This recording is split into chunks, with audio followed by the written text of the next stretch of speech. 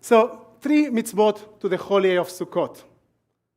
Number 1, you're supposed to sit in the sukkah. Number 2, you're supposed to shake the lulav, correct, David? And actually, the arava. The mitzvah is on the arava, and the lulav with the adas, the lulav, the arava, and the etrog, the 4 species of Eretz Israel, of the land of Israel, is a later development. And number 3, the third mitzvah is, this is the most difficult one. Besamachta bechagecha. You are supposed to experience joy. Now, why is this one the most difficult one? It is the most difficult one because joy is a mindset. Can you shake the lulav? Well, you shake the lulav. You shake the lulav with one hand. You shake the lulav with the other hand, with 2 hands. You move the lulav with your legs. It's a physical action. Can you go to the sukkah? You can go to the sukkah. You enter the sukkah. Not too complicated.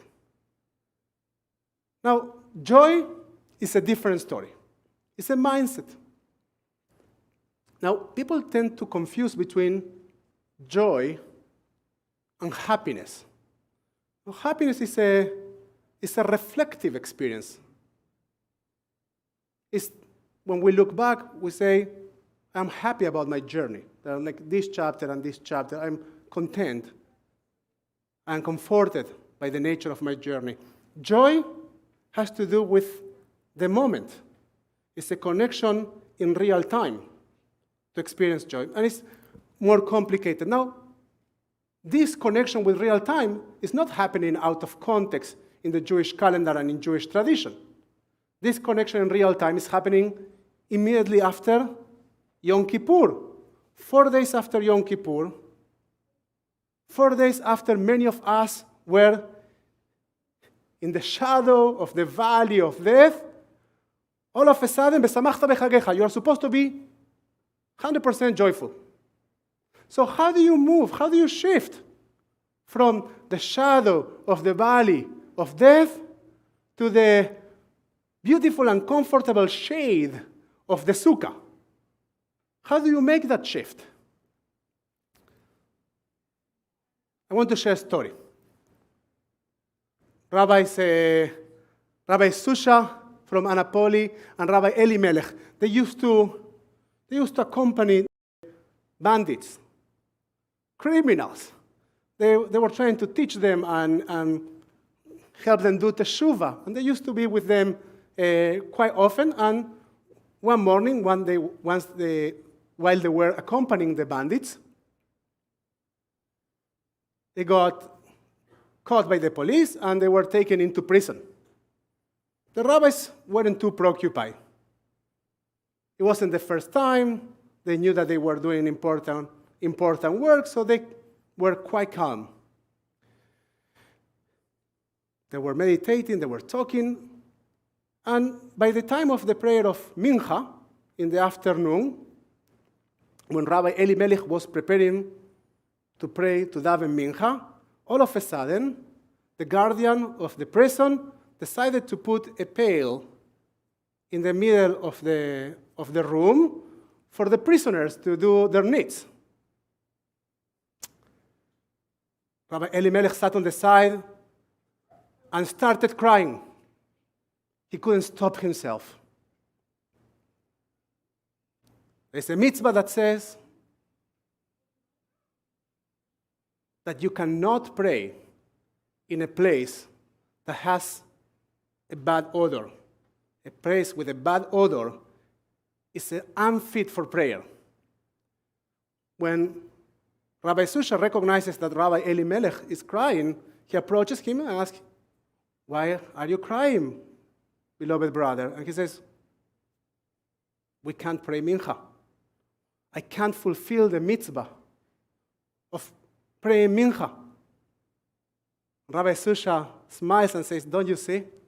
Don't you see that the same God that has commanded you to pray mincha also commanded you not to pray in a place that is unfit for prayer?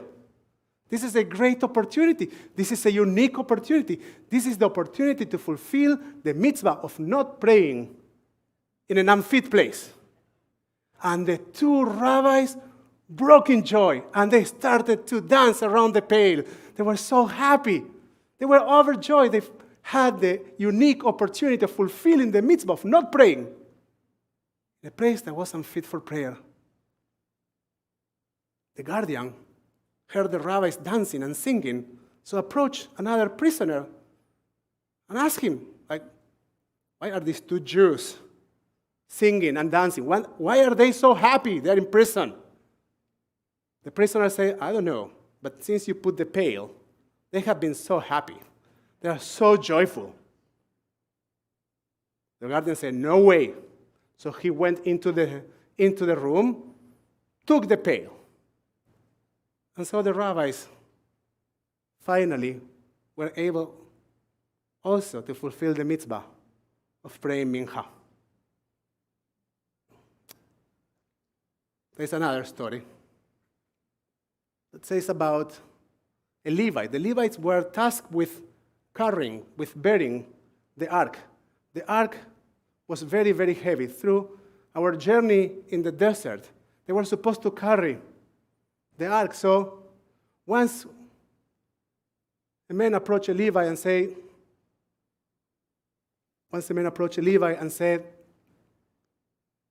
must be very difficult to bear the ark all the days of your life.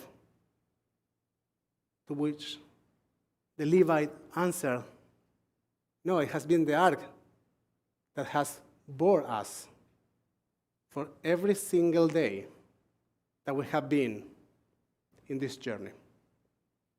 Sometimes the task that is very difficult becomes the center of our attention, but also the center from which we extract meaning. To switch from the work of Yom Kippur into the actions that we need to do in order to build the year that we are envisioning requires from us to approach that work with a deep sense of joy, of connection with what we are doing right now. And if we don't have that connection, then the work becomes unbearable. The only way to make it through this journey, whatever you are dealing with, is by finding a sense of meaningful connection and, yes, joy. So I want to pray for all of us to be able to carry what we are carrying, to carry what's challenging right now and might be heavy right now with a sense of connection and with joy, and to recognize the challenges that we are dealing with, to recognize the challenges that right now might be an impediment for some of the things that we would like to do. And as we recognize them, to dance our way around them. Shabbat Shalom.